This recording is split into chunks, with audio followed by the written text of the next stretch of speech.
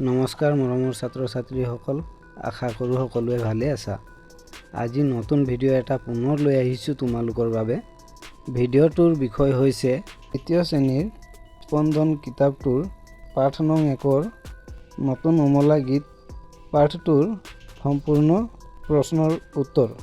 তেনেহ'লে ভিডিঅ'টো সম্পূৰ্ণ চাবাচোন।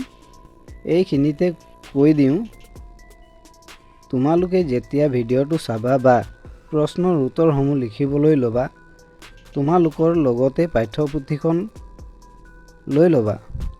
তেতিয়াহে প্ৰশ্নৰ উত্তৰসমূহ লিখিবলৈ এই ভিডিঅ'টো চোৱা সহায় বা সফল হ'ব।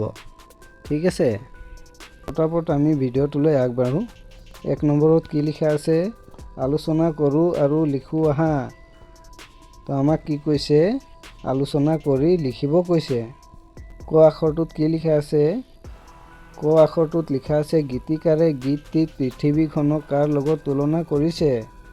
উত্তৰত তোমালোকে লিখিবা, গীতিকাৰে গীতটিত পৃথিৱীখনক ঘৰৰ লগত তুলনা কৰিছে। খ আখৰটোত কি লিখা আছে, গীতিকাৰে আকাশখনক কাৰ সৈতে ৰিজাইছে। উত্তৰত তোমালোকে লিখিবা, গীতিকাৰে আকাশখনক ছালৰ লগত ৰিজাইছে। গ আখৰটোত কি লিখা আছে, গ আখৰটোত লিখা আছে কোনে গছৰ আগৰ পৰা জুমি চালে। উত্তৰত তোমালোকে লিখিবা, ৰঙা ৰ'দে গছৰ আগৰ পৰা জুমি চালে। এতিয়া বুজি পাইছা নহয়। ঘ আখৰটোত কি লিখা আছে, ঘ আখৰটোত লিখা আছে আলিবাট নহ'লেও কোন বেগাই আহে। উত্তৰত তোমালোকে লিখিবা, আলিবাট নহ'লেও বতাহ বেগাই আহে। ঙ আখৰটোত কি লিখা আছে, ভৰি নহ'লেও কোন কোবেৰে যায়। উত্তৰত তোমালোকে লিখিবা, ভৰি নহ'লেও নৈয়ে কোবেৰে যায়। 2 নম্বৰত কি লিখা আছে, 2 নম্বৰত লিখা আছে গীতটোৰ আধাৰত ক অংশৰ লগত খ অংশ মিলাওঁ আহা। তোমালোকে ধুনীয়াকৈ চাই মিলাই ল'বা। ঠিক আছে, উত্তৰত মই লিখি দিছোঁ, ৰঙা ৰ'দে চালে জুমি জুমি, আকাশ তাৰে ছাল, পৃথিৱী এখন ঘৰ, নৈ যায় কোবেৰে।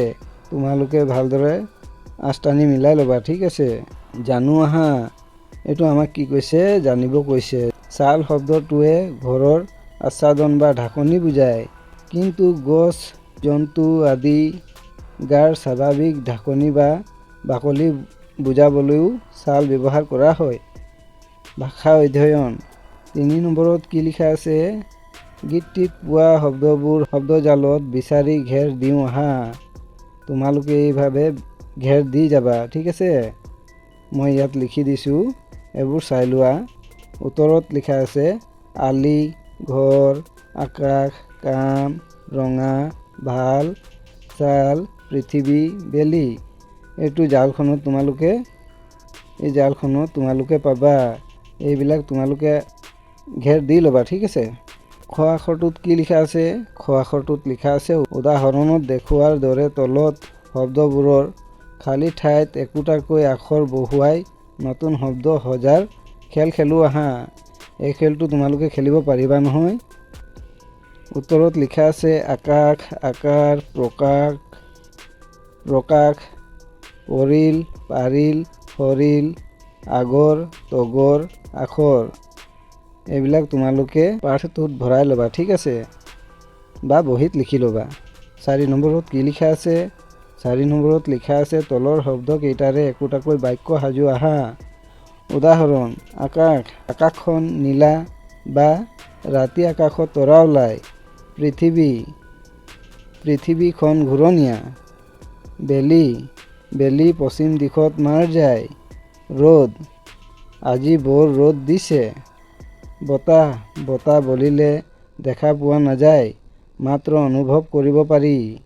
এনেকুৱাই তোমালোকে বাক্য সাজি লিখি ল'বলৈ চেষ্টা কৰিবা। ঠিক আছে। 5 নম্বৰত কি লিখা আছে, 5 নম্বৰত লিখা আছে শেষৰ ধ্বনি মিল থকা শব্দ লিখাৰ খেল খেলোঁ আহা। এই খেলটো তোমালোকে লিখিব পাৰিবা নহয়, তথাপিও মই উত্তৰত লিখি দিছোঁ, তোমালোকে লিখি ল'বা। ঠিক আছে। উত্তৰত মই লিখি দিছোঁ, ভাল, ছাল, তাল, গাল, জাল, আলি, বালি, গালি, থালি কালি ইমান সিমান কিমান সমান হৈমান পৰিল ধৰিল হৰিল কৰিল লৰিল। তোমালোকে এইবিলাক লিখি ল'বা, ঠিক আছে। 6 নম্বৰত কি লিখা আছে?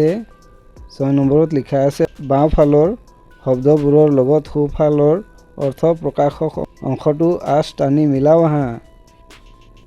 তোমালোকে এইটো চাই লোৱা, তোমালোকৰ কিতাপখনতো চাই ল'বা এবাৰ। উত্তৰত মই লিখি দিছোঁ বাওঁফাল সোঁফাল।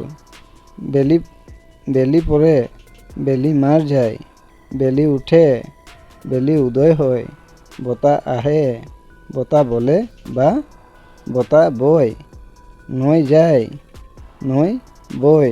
জ্ঞান সম্প্ৰসাৰণ। 7 নম্বৰ ক'ত কি লিখা আছে? তোমালোকে বিদ্যালয়ৰ চাৰিওফালৰ পৰিৱেশলৈ মন কৰা আৰু তাত দেখা বস্তুবোৰৰ নামেৰে তলৰ তালিকাখন সম্পূৰ্ণ কৰা। জ্ঞান সম্প্ৰসাৰণ। এইখিনিৰ পৰা তোমালোকে নিজে কৰিবলৈ চেষ্টা কৰিবা, ঠিক আছে। তথাপি চাই লোৱা আৰু তোমালোকৰ পাঠ্যপুথিখনৰ পৰাও চাই ল'বা। ভিডিঅ'টো যদি তোমালোকৰ সহায় হৈছে তেনেহ'লে এই চেনেলটো ছাবস্ক্ৰাইব কৰি ল'বা আৰু বেলৰ আইকনটো ক্লিক কৰি ল'বা। আৰু ফেচবুক পেজত যদি চাই আছা তেনেহ'লে ফেচবুক পেজটো ফ'ল' কৰি ল'বা, ঠিক আছে।